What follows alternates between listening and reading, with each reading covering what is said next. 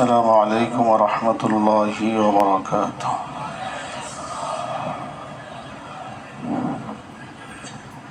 الحمد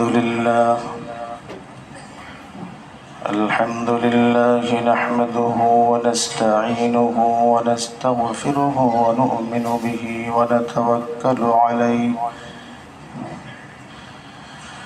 ونعوذ بالله من شرور أنفسنا ومن سيئات أعمالنا. من يهده الله فلا مضل له ومن يضلله فلا هادي له. ونشهد أن لا إله إلا الله وحده لا شريك له. ونشهد أن سيدنا ومولانا محمدا عبده ورسوله الذي أرسله بالحق بشيرا ونذيرا وداعيا إلى الله بإذنه وسراجا منيرا. أما بعد فقد قال الله تعالى في كلامه المجيد وفرقانه الحميد. أعوذ بالله من الشيطان الرجيم. بسم الله الرحمن الرحيم. يا أيها الذين آمنوا كتب عليكم الصيام كما كتب على الذين من قبلكم لعلكم تتقون. وقال رسول الله صلى الله عليه وسلم إن الله تبارك وتعالى فرض صيام رمضان عليكم وسننت لكم قيامه فمن صامه وقامه إيمانا واحتسابا خرج من ذنوبه كيوم ولدته أمه أو كما قال عليه الصلاة والسلام. وقال جل شأنه عم نواله سبحانه وتعالى في شان حبيبه مخبرا وآمرا إن الله وملائكته يصلون على النبي يا أيها الذين آمنوا صلوا عليه وسلموا تسليما. اللهم صل على محمد وعلى آل محمد كما صليت على إبراهيم وعلى آل إبراهيم إنك حميد مجيد. اللهم بارك على محمد وعلى آل محمد كما باركت على إبراهيم وعلى آل إبراهيم إنك حميد مجيد. اللهم صل وسلم وبارك عليه. মহান আল্লাহ রাব্বুল আলামিনের দরবারে অসংখ্য অগণিত শুকরিয়া আদায় করছি। আলহামদুলিল্লাহ। আল্লাহ রাব্বুল আলামিন রমজানের 13 তারিখ, আজকে 13ই রমজান পর্যন্ত আমাদেরকে হায়াত দিয়েছেন। রহমতের 10 দিন অতিবাহিত হয়ে মাগফিরাতের 10 দিন এখন চলছে। আল্লাহ রাব্বুল আলামিন ক্ষমার ভান্ডার, মাফ করার ভান্ডার আমাদের জন্য খুলে দিয়েছেন। যে যত ক্ষমা নিতে পারে, যে যত মাপ চেয়ে নিতে পারে, এই সুবর্ণ সুযোগ। অন্যান্য মাসে শয়তানের ওয়াসওয়াসা, ষড়যন্ত্র, চক্রান্ত প্রবল থাকে। এই মাসে দুর্দান্ত শয়তান যেগুলো, তাদেরকে আল্লাহ পাক শিকলাবদ্ধ করে দিয়েছেন। এজন্য যদি এমন হয় আপনার সম্পদ আছে, সম্পদ সরবরাহ করতে রাস্তা নিরাপদ, চোর ডাকাত সব জেলের মধ্যে আটকানো, কারাগারে ঢোকানো, তখন সম্পদ সংগ্রহ করতে কি কোনো বাধা আছে? বাধা নেই। চোরের ভয় নাই, ডাকাইতের ভয় নাই, ছিনতাইকারীর ভয় নাই। আল্লাহ রাব্বুল আলামিন এই রমজান মাসে আসফিদাত মারাদাতুশ শায়াতিন, একেবারে নেতৃস্থানীয় শয়তান যারা আছে, লিডার, তাদেরকে শিকলাবদ্ধ করে দিয়েছেন। এজন্য আমরা বেশি বেশি পরিমাণে আল্লাহ রাব্বুল আলামিনের পক্ষ থেকে মাগফিরাত গ্রহণ করার জন্য আপ্রাণ চেষ্টা করব। আল্লাহ আমাদেরকে তৌফিক দান করুন। সম্মানিত হাজরিন, সময় অল্প, কথা অনেক। রমজানকে কেন্দ্র করে, লক্ষ্য করে আমাদের অনেক কথাবার্তা আছে। এক নম্বরে কুতিবা আলাইকুমুস সিয়ামু কামা কুতিবা আলাল্লাযীনা মিন ক্বাবলিকুম লাআল্লাকুম তাত্তাকুন। রোজার কি উদ্দেশ্য? দ্বিতীয়ত, কোরআন নাজিলের মাস, এখানে আমাদের কি করণীয়? তৃতীয়ত, রমজানকে উপলক্ষ করে সাধারণত আমরা যাকাত দিয়ে থাকি, যাকাতের হিসাব রমজানে আমরা মিলিয়ে থাকি। এখানে একটি কারণও আছে, সেটা হলো রমজানে একটি ফরজ আদায় করলে কতটি ফরজ আদায় করার সওয়াব পাওয়া যায়? 70টি ফরজ আদায় করার সওয়াব পাওয়া যায়। একটি নফল আমল করলে আল্লাহ রাব্বুল আলামিন ফরজ সমপরিমাণ সওয়াব দান করেন। সেই হিসেবে রমজানে যাকাত দেওয়া এটা ভালো। অন্য মাসে দেওয়া যাবে না তা নয়, অন্য মাসেও দেওয়া যাবে। এরপরে রয়েছে আমাদের এই রমজানের ঈদ কেন্দ্রিক ফিতরা। ফিতরা ঈদের নামাজের জামাতে যাওয়ার আগে দিলেও হয়, তবে অত দেরি করে দিলে যাদেরকে দেওয়া হবে তাদের প্রয়োজনটা ততখানি পূরণ করা সম্ভব হয় না। এই জন্য একটু আগে থেকে দিলে ভালো হয়। এরপরে আমাদের আরো আলোচনার বিষয় আছে ইতিকাফ। আগামী শুক্রবার 20 রমজান, আগামী শুক্রবার 20 রমজান দিবাগত রাত থেকে, সন্ধ্যা থেকে ইতিকাফ। একটু আগে থেকে জানা থাকলে প্রস্তুতি নেওয়া সহজ। যেহেতু 10 দিন থাকতে হবে পরিবার থেকে আলাদা হয়ে, তাদের কি প্রয়োজন আছে সেই প্রয়োজনগুলো পূরণ করে আসতে হবে, না হয় ইতিকাফের মধ্যে সমস্যা তৈরি হবে। এরপরে আমাদের আলোচনার বিষয় আছে আজকে রমজানের 13 তারিখ, 13ই রমজান, 14, 15, 16, 17, 3 দিন পরে 17ই রমজান। এই ইসলাম, দিন, কোরআন, সুন্নাহ, দাড়ি, টুপি, পর্দা, পশিদা, ইসলামের সবকিছু রক্ষা করার জন্য ঐতিহাসিক বদরের ময়দানে রাসূল পাক সাল্লাল্লাহু আলাইহি ওয়াসাল্লামের প্রিয় সাহাবায়ে কেরাম রোজা অবস্থায় কাফেরদের মোকাবেলা করে ইসলামকে পৃথিবীর বুকে সুপ্রতিষ্ঠিত করেছেন। এজন্য সেই বিষয়ে আমাদের আলোচনা করা দরকার, তাদের থেকে আমাদের শিক্ষা নেওয়া দরকার। এরপরে আরো অনেক সমসাময়িক বিষয়ের আলোচনা রয়েছে, যতটুকু সম্ভব আমরা আলোচনা করার চেষ্টা করব। আল্লাহ রাব্বুল আলামিন আমাদেরকে তৌফিক দান করুন। আলহামদুলিল্লাহ, খবর পাওয়া গেছে যে আমাদের কিছু অসুস্থ মুসল্লি ভাইয়েরা আছেন যারা চেয়ার ব্যবহার করতে বাধ্য। তো বিভিন্ন তলায় কাতারের মাঝখানে তারা বসেন, এই অভিযোগ এসেছে। অবশ্যই মাঝখানে আপনারা বসবেন না। যে আমাদের নিচতলায় কত সুন্দর শৃঙ্খলা আছে। কিছু মানুষ তো আছে আসলে চেয়ার ব্যবহার করতে বাধ্য, বিকল্প নেই। এই বিষয়ে আমরা আলোচনা করেছি, চেয়ারের মাসালা। আজকে সেই বিষয়ে আলোচনা করার সময় আমার হাতে নেই। একান্ত ঠেকাবশত যাদের চেয়ার ব্যবহার করতে হয় নামাজে, মেহরবানি করে আপনারা এক পাশে যাবেন।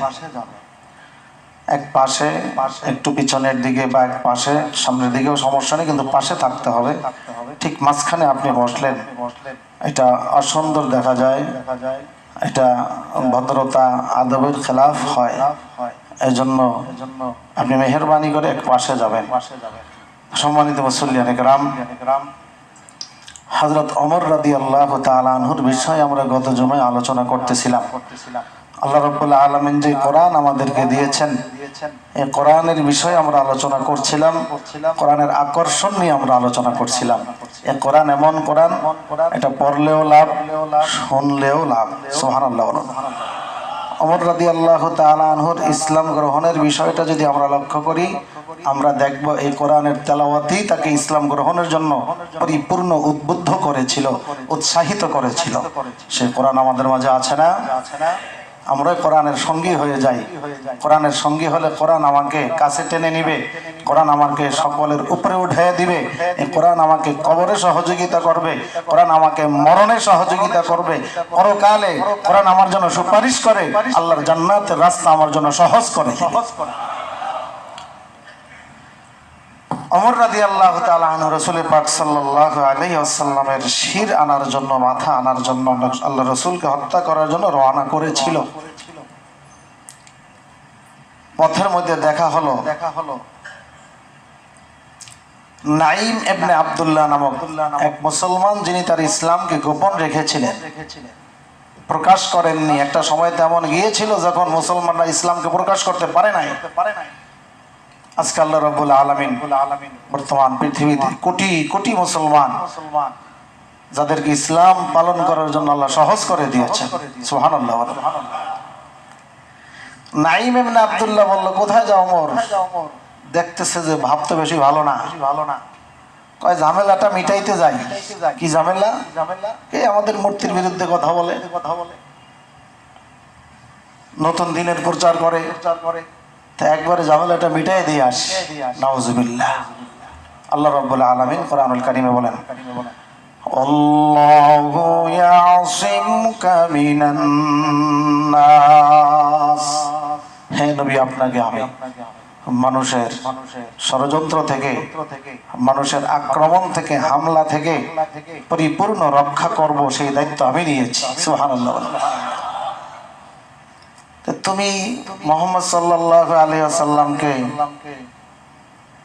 সমাধান করতে যাও, ফাইনাল করতে যাও, হত্যা করতে যাও, এদিকে তোমার বোন এবং ভগ্নিপতি মুসলমান হয়ে গেছে। বিশ্বাস না হলে তাদের ঘরে ঢুকে দেখো, তারা কোরআন তেলাওয়াত করতেছে। বোন ফাতেমা, ভগ্নিপতি সাঈদ ইবনে যায়েদ ঘরের পাশে গিয়ে শুনতেছে কোরআন তেলাওয়াতের আওয়াজ। ভিতরে ঢুকে উভয়কে রক্তাক্ত করে ফেলেছে। বোনকে বলতেছে, ইসলাম ছাড়ো। বোন বলতেছে, ভাই আওয়ালান ঈমান কো ইঞ্জিন বানা, আওয়ালান ঈমান কো ইঞ্জিন বানা, ফির উসি সে জিंदगी কো চালা।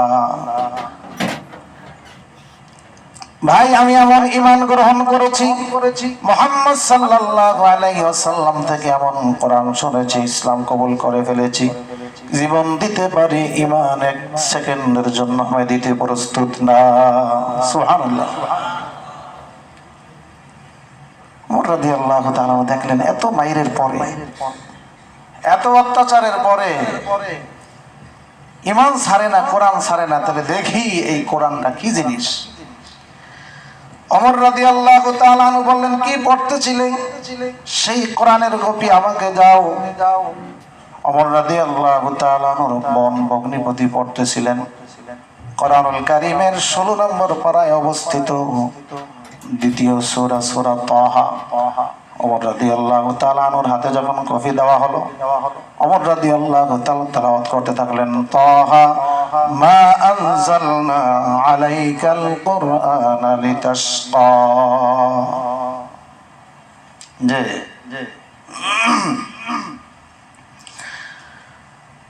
কোরআনুল কারীম সম্পর্কেই আয়াতের সূচনা, তাহা মা আনজালনা আলাইকাল কুরআনা লিতাশকা।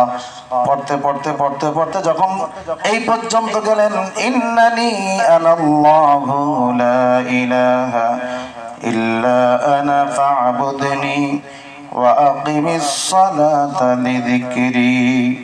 নিশ্চয়ই আমি আল্লাহ, লা ইলাহা ইল্লা আনা, আমি ছাড়া আর কোনো মাবুদ নাই, ফা'বুদনি, সুতরাং আমার ইবাদত করো, ওয়া আকিমিস সালাতা লিযিকরি, আমার স্মরণের উদ্দেশ্যে সালাত কায়েম করো, নামাজ আদায় করো।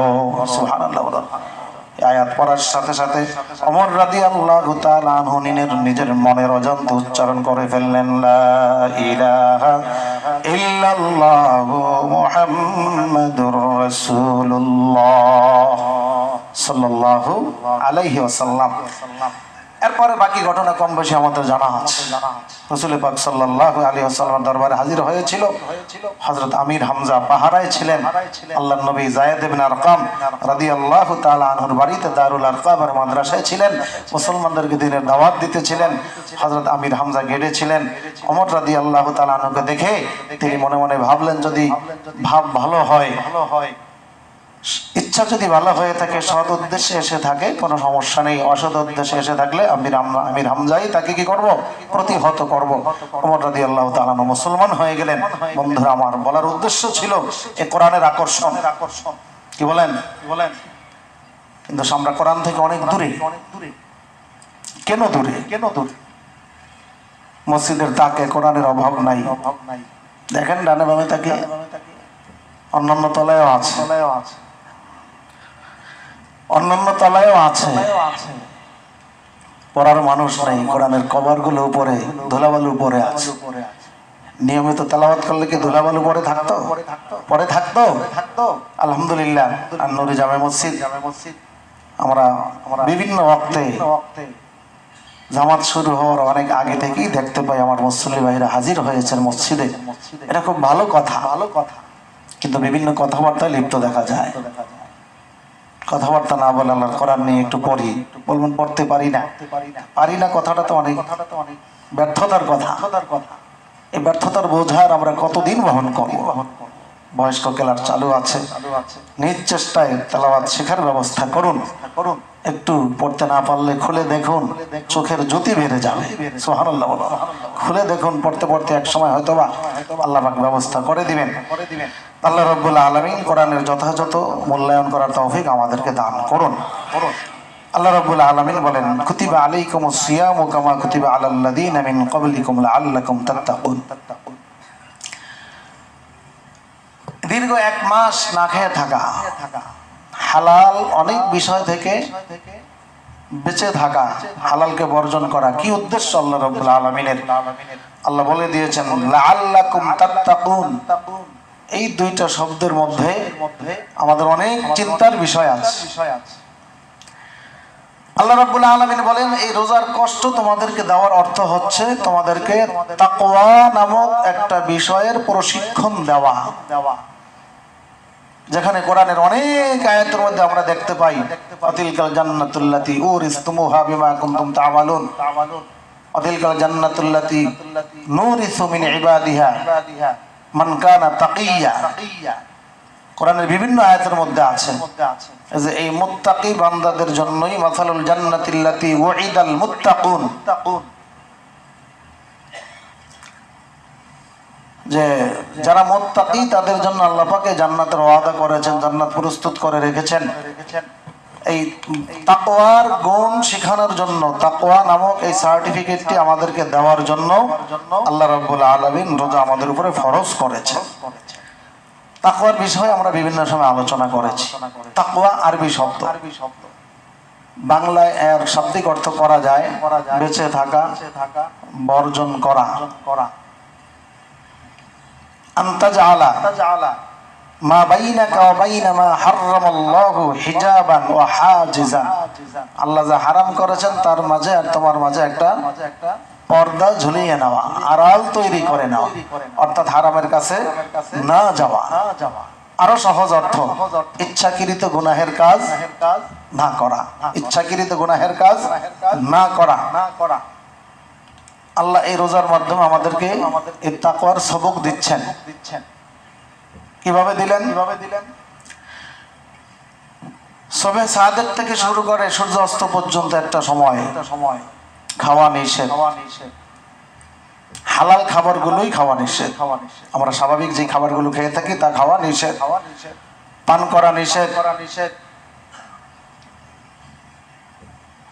এরপরে মনের কামনা বাসনা বৈধভাবে মানসিক যে চাহিদা পূরণ করার বৈধতা আছে তাও দিনের বেলায় নিষেধ। আল্লাহ রাব্বুল আলামিন আমাদেরকে শিক্ষা দিচ্ছেন, যেটা তোমার জন্য বৈধ এই বিষয়টা নির্দিষ্ট সময়ের জন্য তোমার নিষেধ। তুমি ঘরের দরজা বন্ধ করে খাইতে পারছো না, পানির মধ্যে ডুব দিচ্ছ কিন্তু ডুব দিয়ে তুমি পানি পান করতে পারছো না, তোমার প্রচন্ড পিপাসা আছে, প্রচন্ড ক্ষুধা আছে, ঘরের দরজা বন্ধ করে খেলে কেউ দেখবে না, ডুব দিয়ে পানি পান করলে কেউ দেখবে না, স্বামী স্ত্রী একসাথে নির্জনে, যেটা এই নির্দিষ্ট সময়ের জন্য তোমার অবৈধ, তাও তোমরা দুইজনে একসাথে থাকলে কেউ দেখবে না, কিন্তু তখন দেখে কে? কে দেখে? কে দেখে? যেই আল্লাহর ভয়ে তুমি হালাল বিষয়টাকে বর্জন করতেছো, কার ভয়ে? কেন? আল্লাহ দেখে, আল্লাহ নিষেধ করেছেন। ওই আল্লাহ তোমার উপর অনেক বিষয় হারাম করেছেন যেটা রোজা ছাড়াও অবৈধ, দিনেও অবৈধ, রাত্রেও অবৈধ, রোজার মাসে অবৈধ, রোজার মাস ছাড়াও অবৈধ। আল্লাহ এক মাস তোমাকে প্রশিক্ষণ দিচ্ছেন যে হালাল যে আল্লাহর ভয়ে, এই হালালটা নির্দিষ্ট সময়ের জন্য তোমার নিষেধ, সেই নিষেধটা তুমি ছাড়ছো কার জন্য? আল্লাহর জন্য, আল্লাহর ভয়ে। তো বাকি হারাম কাজগুলো করার সময় আল্লাহ দেখে কিনা? আল্লাহ দেখে কিনা? দেখেন। জানি না কতটুকু বোঝানো সম্ভব হয়েছে, আমরা এর থেকে বুঝে নিব যে আল্লাহর ভয়ে আমি হালাল জিনিসটা নির্দিষ্ট সময়ের জন্য ছাড়তেছি, ওই আল্লাহর ভয়ে হারামকে আমি আজীবনের জন্য পরিত্যাগ করব। সুদকে পরিত্যাগ করব, ঘুষকে পরিত্যাগ করব, জেনা বিচারকে পরিত্যাগ করব, মানুষ ঠকানোকে পরিত্যাগ করব, ষড়যন্ত্রকে পরিত্যাগ করব, এরপরে দুর্নীতিকে পরিত্যাগ করব, হারাম উপার্জনকে পরিত্যাগ করব, মিথ্যা কথাকে পরিত্যাগ করব। আল্লাহ আমাদেরকে তৌফিক দান করুন। সম্মানিত হাজরিন, সবকিছুর বিষয়ে আমরা খুব সংক্ষিপ্ত আকারে আলোচনা করে সামনে অগ্রসর হচ্ছি। তাকওয়ার প্রশিক্ষণ, রমজান মাস, আমরা এর থেকে তাকওয়ার সবক নিব। শুধু পানাহার ত্যাগ করার নামেই রোজা নয়, শুধু পানাহার ত্যাগ করার নামেই রোজা নয়। রাসূল পাক সাল্লাল্লাহু আলাইহি ওয়াসাল্লাম বলেছেন, যে ব্যক্তি মিথ্যা কথা ছাড়লো না, মানুষকে ঠকানো ছাড়লো না, প্রতারণা ছাড়লো না, মানুষকে হাত দ্বারা কষ্ট দেয়, জবান দ্বারা কষ্ট দেয়, ব্যবহার দ্বারা কষ্ট দেয়, ওই ব্যক্তির রোজা থাকার দ্বারা আল্লাহ পাকের কিছু আসে যায় না। হাদিস শরীফে এসেছে, রাসূল পাক সাল্লাল্লাহু আলাইহি ওয়াসাল্লাম বলেছেন, কেউ যদি তোমার সাথে ঝগড়া করে রোজা অবস্থায়, তাহলে তুমি তাকে বলো, ইন্নী সাইমুন, ভাই আমি রোজাদার, আমার সাথে তুমি ঝগড়ায় লিপ্ত হইও না। এই বিষয়গুলো আমরা লক্ষ্য রাখবো। রমজান মাস, আল্লাহর কোন এক ওলি বলেছেন যে রমজান মাসে আল্লাহ রাব্বুল আলামিন আমাদেরকে যেন ব্ল্যাঙ্ক চেক দিয়েছেন, যে যত বেশি অঙ্ক বসায় নিতে পারো। সুবহানাল্লাহ বলেন। আপনাকে কোনো একজন কোটি কোটি কোটি কোটিপতি সম্পর্ক ভালো আছে, যে কোনো কারণে আপনাকে একটা চেক দিয়ে দিল যে আমার হাজার হাজার লক্ষ কোটি কোটি টাকা আছে, তোমাকে ব্ল্যাঙ্ক চেক দিয়ে দিলাম, তুমি যত পারো অঙ্ক বসায় নাও, এবং ব্যাংকে গিয়ে উঠায় নাও। সাধারণত এটা দেয় না কেউ। আল্লাহ রাব্বুল আলামিন যেন আমাদেরকে ব্ল্যাঙ্ক চেক দিয়েছেন, রহমতের 10 দিনে দিয়েছেন, মাগফিরাতের 10 দিনে দিয়েছেন, নাজাতের 10 দিনে দিয়েছেন। যে যত বেশি পারো রহমত নিতে থাকো, যে যত বেশি পারো মাগফিরাতের অঙ্ক বসায় নাও, যে যত বেশি পারো নাজাতের অঙ্ক বসায় নাও। সুবহানাল্লাহ বলেন। এখন আমি একটু চিন্তা করে দেখি, আসলে আমি কতটুকু কি করলাম। 10 দিন তো চলে গেল, বাকি 10 দিনে আমরা আছি। আমি 24 ঘন্টার 5 ওয়াক্ত নামাজ কি জামাতে পড়েছি কিনা একটু প্রশ্ন করি নিজেকে। যদি পড়ে থাকি আলহামদুলিল্লাহ, আজকে দেখলাম একটা খবরে যে একজন 116 বছরের এক বুড়া, আব্দুর রহমান তার নাম,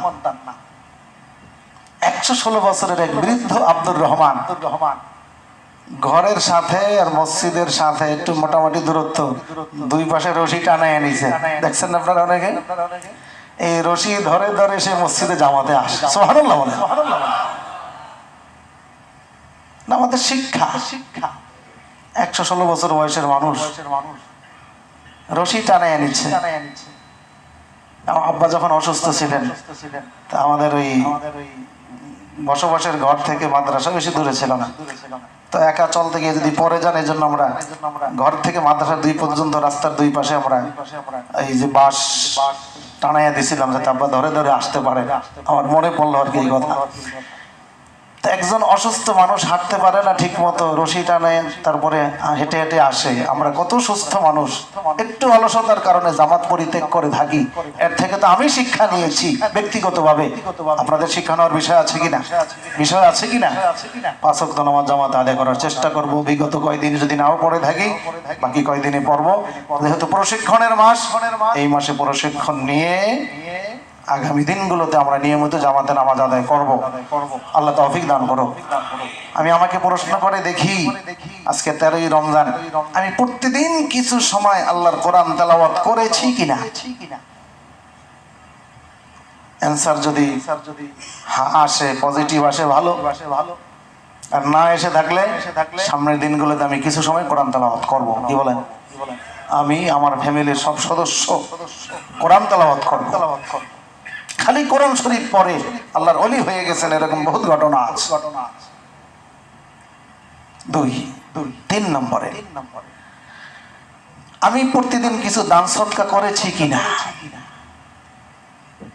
as-sadaqatu taruddul বালা, দান করলে বিপদ দূর হয়। রাসূল পাক সাল্লাল্লাহু আলাইহি ওয়াসাল্লাম বলেন, তোমাদের রোগীদের চিকিৎসা করো সদকা দ্বারা। আমি সদকা করেছি কিনা একটু চিন্তা করে দেখি। যদি করে না থাকি তাহলে আমি সদকা করব। আল্লাহ তৌফিক দান করো। সম্মানিত হাজিরিন, ইতিকাফের বিষয়ে আমরা বিস্তারিত আলোচনা আগামী জুমায় করতে পারবো। তারপরে একখানা হাদিস আপনাদের সামনে আমি পেশ করছি। রাসূল পাক সাল্লাল্লাহু আলাইহি ওয়াসাল্লাম বলেছেন, আল মুতাকিফু হুয়া ইয়াতাকিফু যুনুবা ওয়া ইউজযা লাহু মিনাল হাসানাতি কাআমিলিল হাসানাতি কুল্লিহা। ইতিকাফকারী ইতিকাফ করার কারণে গুনাহ থেকে দূরে থাকার সুযোগ পায়। মসজিদের সীমানার মধ্যে সে থাকে, চৌহদ্দির মধ্যে সে থাকে। ওয়া ইউজযা লাহু মিনাল হাসানাতি কাআমিলিল হাসানাতি কুল্লিহা। আর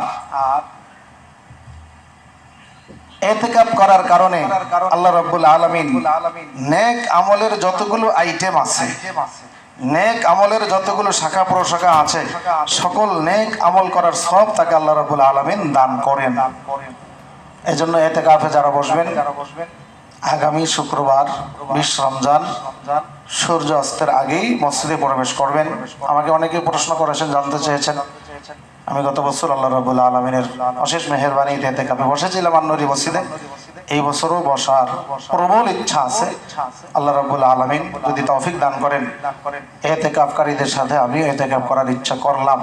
আল্লাহ তৌফিক দান করুন, আমিন। এরপরে আমাদের যাকাতের বিষয়। যাকাত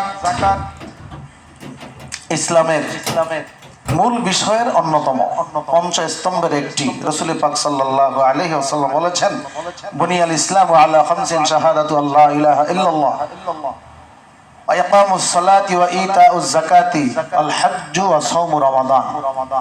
শাহাদাতু আল্লা ইলাহা ইল্লাল্লাহ ওয়া আন্না মুহাম্মাদান আবদুহু ওয়া রাসূলুহু। ঈমানের প্রথম মূল ভিত্তির অন্যতম হলো লা ইলাহা ইল্লাল্লাহ, অর্থাৎ ঈমান। দ্বিতীয় হলো সালাত, তৃতীয় হলো ইতাউজ যাকাত, যাকাত দেওয়া। যাদেরকে আল্লাহ রাব্বুল আলামিন সম্পদ দিয়েছেন তাদেরকে যাকাত দেওয়ার কথা আল্লাহ আদেশ করেছেন। কোরআনের অনেক জায়গায় দেখবেন সালাতের সাথে যাকাতের কথা আছে। ওয়াকিমুস সালাতা ওয়া আতুজ যাকাতা ওয়ারকাউ মা'আর রাকিঈন। যাকাত দেওয়াটাকে আমরা সৌভাগ্য মনে করব, কি মনে করব, নাকি জরিমানা মনে করব, নাকি জরিমানা মনে করব? রাসূল পাক সাল্লাল্লাহু আলাইহি সাল্লামের এক সাহাবী, তার নাম ছিল সালাবা। এত গরিব ছিল, স্বামী স্ত্রী দুইজনে মিলে একটা কাপড় পরতো। বলে এটা কিভাবে? ঘরের মধ্যে গর্ত করে নিয়েছিল। স্ত্রী যখন ঘরের কাজকর্ম করতো, স্বামী গর্তের মধ্যে থাকতো। স্বামী যখন মসজিদে নামাজে যেত, স্ত্রী তখন গর্তের মধ্যে থাকতো। এক কাপড়ে দুইজনে জীবন যাপন করতো। সাহাবা রাসূল পাক সাল্লাল্লাহু আলাইহি ওয়াসাল্লামের কাছে গিয়ে বলে, ইয়া রাসূলুল্লাহ, আমার জন্য একটু বরকতের দোয়া করুন। আল্লাহ রাসূল বললেন, তুমি তো ভালোই আছো, এভাবেই থাকো, এভাবে থাকাটাই তোমার জন্য ভালো। একজন গরিব মানুষ না খাইয়া আছে, আপনি টাকা পয়সা কিছুই দিলেন না, আর যদি বলেন যে তুমি যেভাবে আছো ভালো আছো, সে কি সন্তুষ্ট হইতে পারে? পারে না। কিন্তু আল্লাহর নবী, ইত্তাকু ফিরাসাতাল মুমিনিন, মুমিন ফাইন্নাহু ইয়ানজুরু বিনুরিল্লাহ, ঈমানদার তো তাকে আল্লাহ রাব্বুল আলামিন দূরদর্শিতা দান করেছেন, সে তার এই দূরদর্শিতা দ্বারা আল্লাহর নূর দেখতে পায়। সুবহানাল্লাহ বলুন। তো রাসূল পাক সাল্লাল্লাহু আলাইহি ওয়াসাল্লাম, তিনি তো সর্বোত্তম মুমিন, তিনি বুঝতে পেরেছেন যে তার যদি অর্থ হয়, সম্পদ হয়, হয়তো এই সম্পদের কারণেই তার ঈমান নষ্ট হয়ে যাবে। এজন্য আল্লাহ রাসূল বলেছেন যে অবস্থা আছে ভালোই আছে। এক সময় সাহাবার সম্পদ হইল।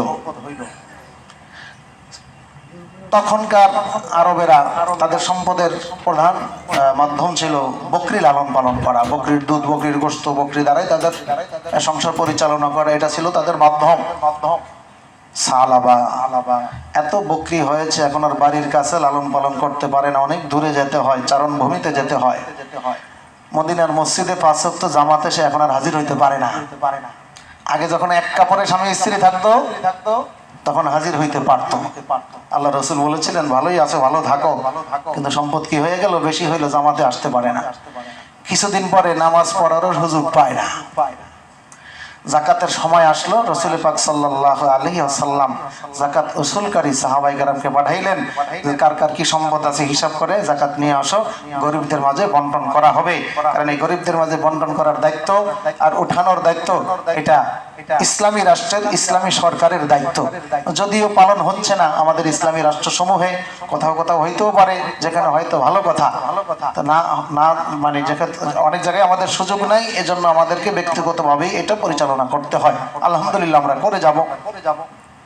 আল্লাহ রাব্বুল আলামিন রাসূল পাক সাল্লাল্লাহু আলাইহি ওয়াসাল্লামকে অর্ডার করলেন, সূরা তাওবার 103 নম্বর আয়াত, খুয মিন আমওয়ালিহিম সাদাকাতান তুতাহহিরুহুম ওয়া তুযাক্কিহিম বিহা ওয়া সাল্লি আলাইহিম ইন্না সালাতাকা সাকানুল লাহুম আল্লাহু সামিউন আলিম। হে নবী, সম্পদশালীদের সম্পদ থেকে আপনি যাকাত গ্রহণ করুন, যার মাধ্যমে আপনি তাদেরকে পবিত্র করবেন, যা তাদের জন্য বরকতের কারণ হবে, তারা পুত হবে, পবিত্র হবে। তাদের যাকাত দেওয়ার পরে তাদের জন্য আপনি দোয়া করবেন। সুবহানাল্লাহ। হাদিস শরীফের মধ্যে এসেছে, তুখাযু মিন আগনিয়াইহিম ওয়া তুরাদ্দু আলা ফুকারাইহিম, ধনীদের থেকে যাকাত গ্রহণ করা হবে আর গরিবদের মাঝে বন্টন করা হবে। আল্লাহ নবী পাঠাইলেন সাহাবার কাছে। সাহাবা চিঠি পেয়ে কয়, আমার উপর একটা জরিমানা চাপাইয়া দেওয়া হইল। নাউজুবিল্লাহ বলেন। শেষ পর্যন্ত লম্বা কথা বলার সময় নেই, সাহাবা বেঈমান অবস্থায় মারা গেছে।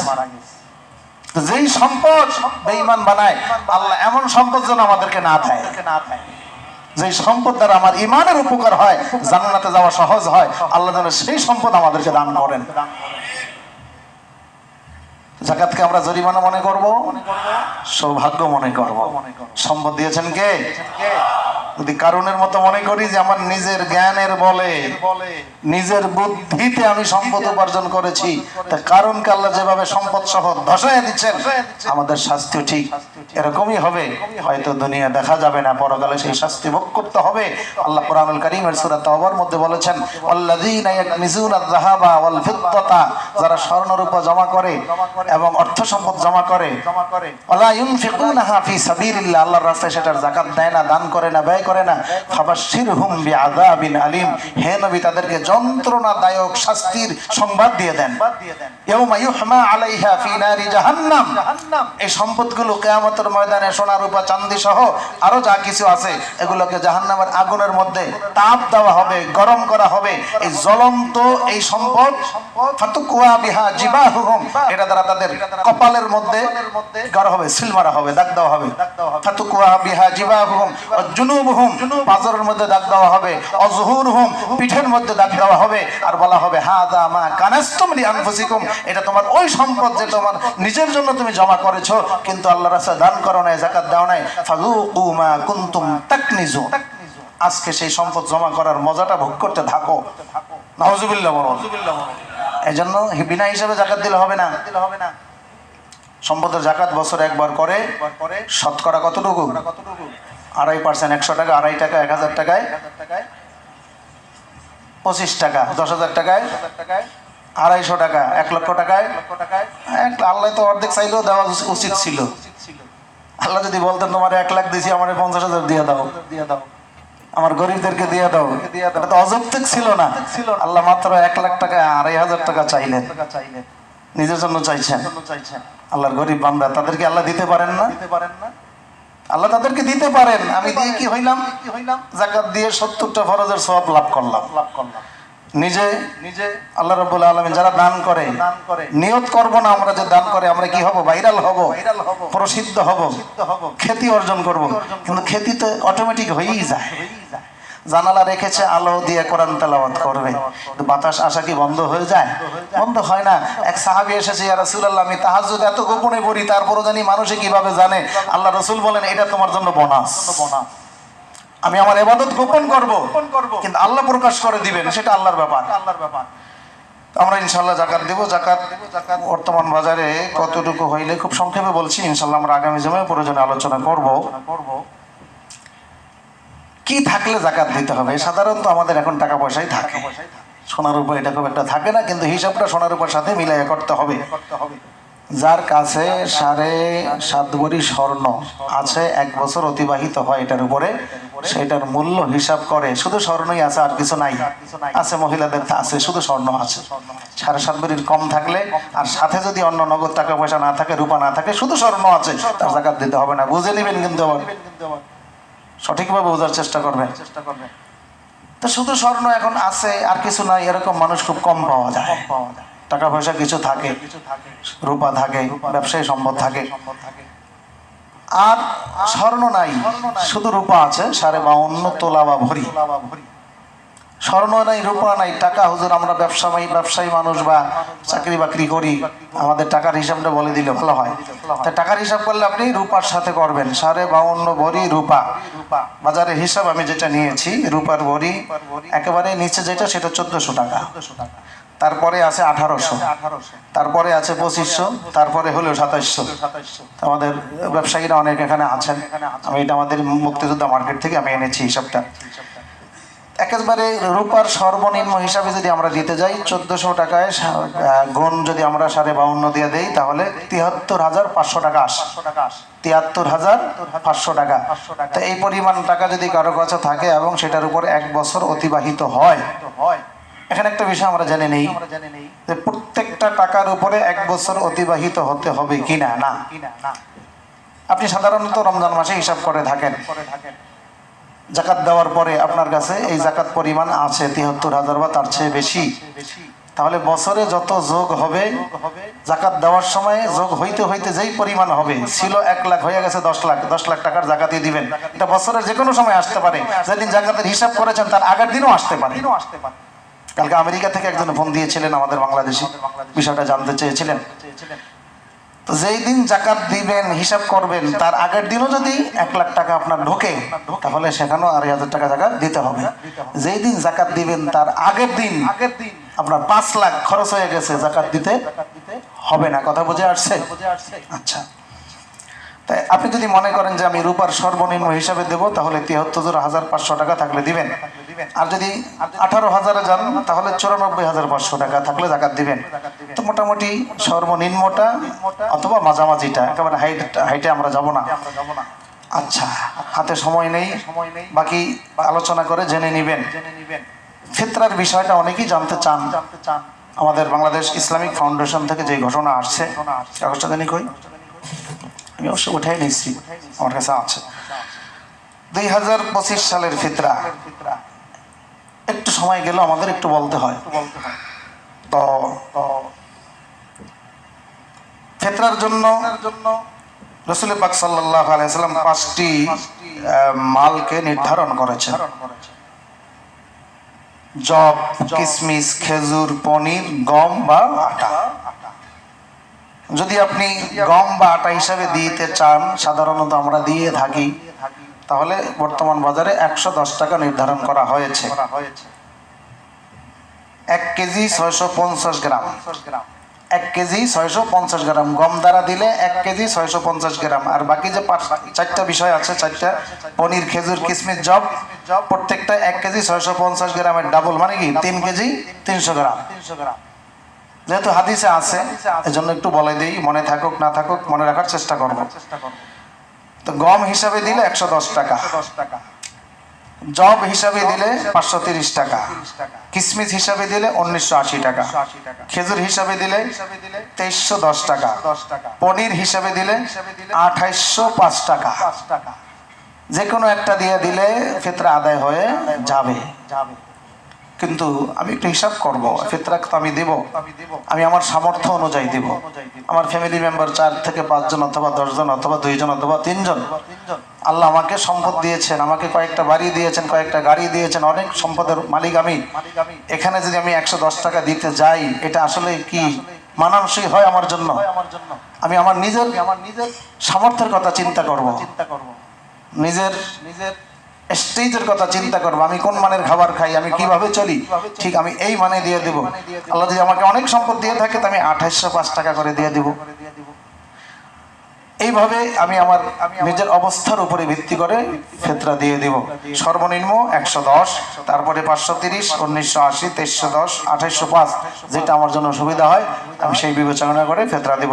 ফিতরার বিষয়ে সংক্ষিপ্ত আলোচনা হলো, যাকাতের বিষয়ে সংক্ষিপ্ত আলোচনা হলো, ইতিকাফের বিষয়ে সংক্ষিপ্ত আলোচনা হলো, রমজান তাকওয়ার প্রশিক্ষণ আমাদেরকে দেয়, এই বিষয়ে সংক্ষিপ্ত আলোচনা হলো। মোটামুটি আমরা বাকি বিস্তারিত নিজেরা প্রয়োজনে জেনে নিব। আল্লাহ রাব্বুল আলামিন আমাদেরকে আমল করার তৌফিক দান করুক। 1 মিনিট। এই মসজিদের জন্য আপনারা গত জমায় দান করেছেন, আলহামদুলিল্লাহ, রহমতের 10 দিনে 1,02,000 টাকা।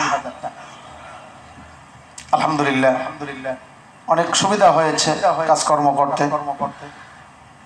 মাগফিরাতের 10 দিনে আমাদের ইচ্ছা কি নিচে নামবো নাকি আরেকটু উপরে বাড়ার চেষ্টা করব? সবাই বলে না, একটু উপরে বাড়ার চেষ্টা করব না? আল্লাহর ঘর শ্রেষ্ঠ ঘর, আল্লাহর ঘর শ্রেষ্ঠ জায়গা। এই শ্রেষ্ঠ জায়গায় আমি যে দানটা করব সেটাও শ্রেষ্ঠ হবে, আমি যিনি দান করবো আমিও শ্রেষ্ঠ হয়ে যাব। নিজেদের গুনাহ মাফের জন্য নিয়ত করে, মা বাবার আত্মীয় স্বজনের রুহের মাগফিরাতকে নিয়ত করে। যেহেতু মাগফিরাতের 10 দিন, অঙ্ক বসাবো, কি বলেন, ব্ল্যাঙ্ক চেকের মধ্যে কি বসাবো? অঙ্ক বসাবো, যত পারি অঙ্ক বসায় নিব। আমরা একটু আজকে আগের টাকা আমরা নিব না, হাতে সময় নেই। ব্যাগ যখন আমাদের সামনে যাবে, আমরা সেখানে ইনশাল্লাহ যার যতটুকু তৌফিক আছে আমরা একটু বেশি বেশি দেওয়ার চেষ্টা করব। আগামী জুমায় যেন আমরা শোনাইতে পারি যে 1,02,000 না, একটু উপরে উঠে গেছে, নিচে যেন না নামে। আল্লাহ আমাদেরকে তৌফিক দান করুন। মেহেরবানি করে কাতার সোজা করে সুন্নাত আদায় করে নিন। মাঠে যারা আল্লাহু আকবার, আল্লাহু আকবার, আল্লাহু আকবার, আল্লাহু আকবার। আশহাদু আল্লা ইলাহা ইল্লাল্লাহ, আশহাদু আল্লা ইলাহা ইল্লাল্লাহ, আশহাদু আন্না মুহাম্মাদার রাসূলুল্লাহ, আশহাদু আন্না মুহাম্মাদার রাসূলুল্লাহ। হাইয়া আলাস সালাহ, হাইয়া আলাস সালাহ, حي على الفلاح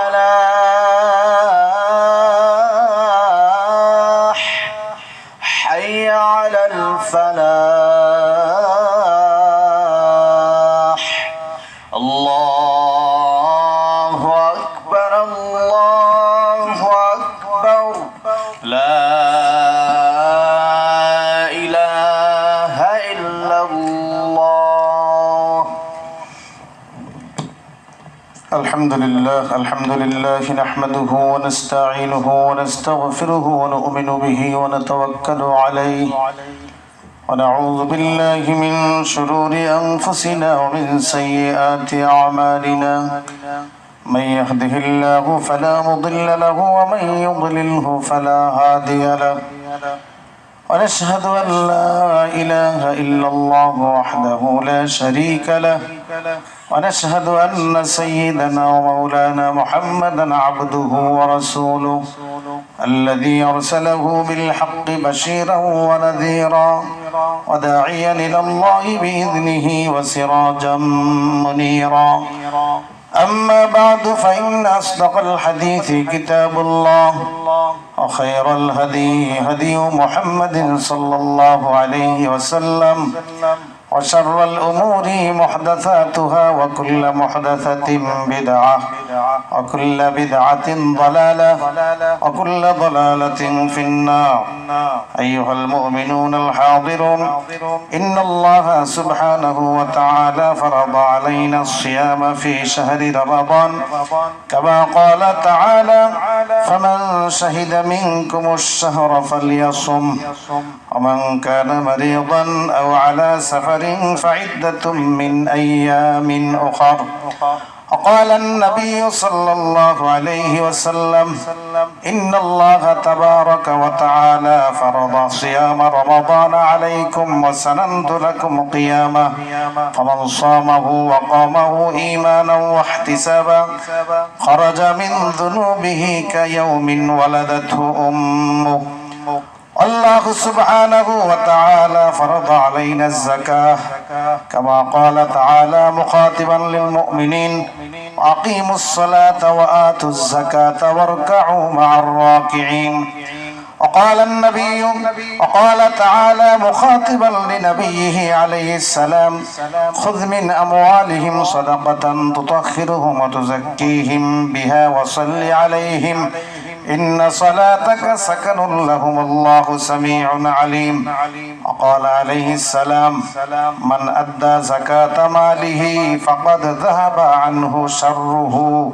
وقال عليه الصلاة والسلام أيضا المعتكف هو يعتكف الذنوب ويجزى له من الحسنات كعامل الحسنات كلها أو كما قال عليه الصلاة والسلام. بارك الله لنا ولكم في القرآن العظيم.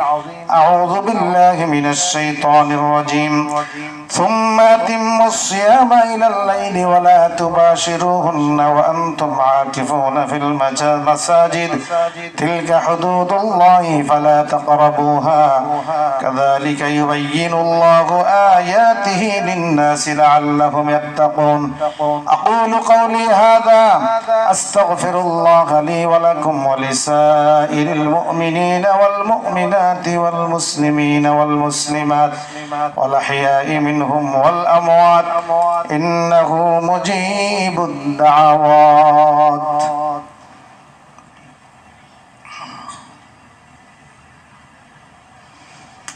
الحمد لله حمدا كثيرا وسبحه بكرة واصيلا ونشهد أن لا إله إلا الله وحده لا شريك له سميعا قديرا ونشهد أن محمدا عبده ورسوله مخاطبا نحن نزلنا عليك القرآن تنزيلا إن الله وملائكته يصلون على النبي يا أيها الذين آمنوا صلوا عليه وسلموا تسليما.